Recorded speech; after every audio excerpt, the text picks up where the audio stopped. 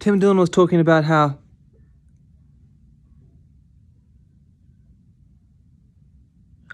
comedy hasn't made a significant impact on society. Those in the likes of George Carlin, Bill Hicks, they are not that dramatic in the influence on society because it's still going. Tim Dillon was arguing the elites are still here, militarism, the military-industrial complex, it's still here.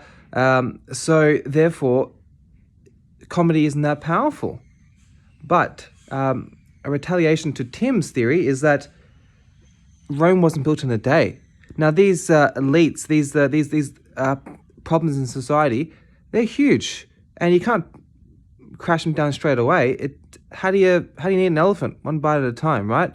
You got to do it incrementally. And the most important thing, like with any kind of recovery, is awareness. And you have to admit nowadays there's a lot more awareness of the problems in society. And I do think life is better. Yes, there is problems like technology, addiction, the problems of the coronavirus pandemic, and there's a lot of problems with obesity and things like that. But technically, the world is in lowest amount of poverty as have been. And yes, people are becoming more antisocial, but because life is so luxurious now, you're gonna have a large chunk of society who are temperamental, who are just not on the positive feedback loop. They're not on their trajectory of their life goals. But because we're so rich of a society, of course you're going to have that, because in the old days people would have just died of scurvy or the plague.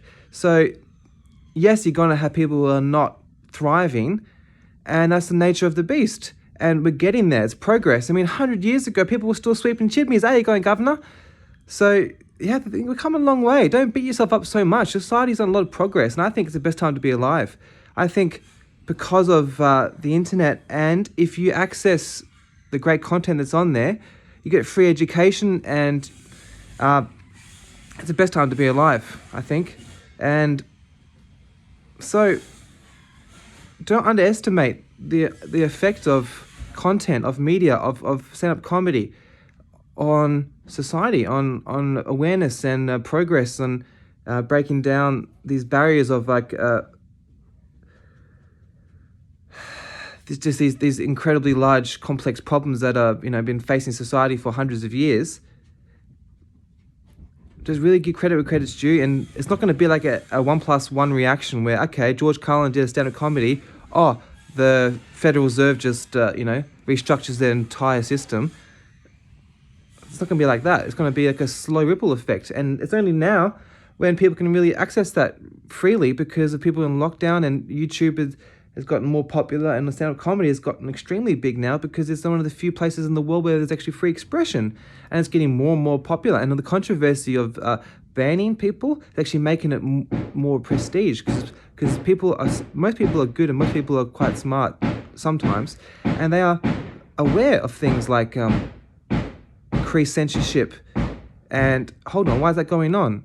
So they're researching that, you can find it. And so, yeah, I think it's a growing movement of people really, really appreciating the efforts of the courageous types who are, good comedians and good podcasters and bloggers, those people who are actually being genuine and focusing on these big issues. Props to you. I mean, don't underestimate your progress. And just because it's not like the whole world completely changed straight away doesn't mean there hasn't been progress. Like, you got to take a step back, maybe look at, from the future, how will they analyze the situation? Because you're looking at it from now. How will history look upon you?